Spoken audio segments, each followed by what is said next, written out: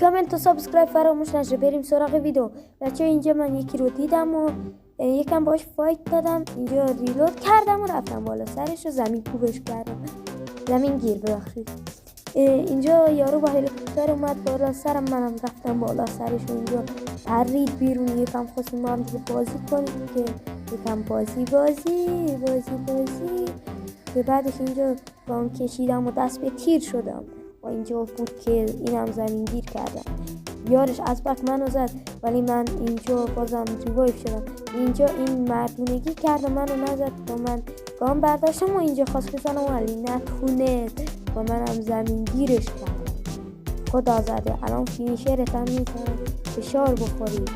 خب اینم از فینیشر خوشگل ما. بزنیم فشار بخور. اینجا هم دنبال کیل آخر بودم که زدنش و اول شدیم.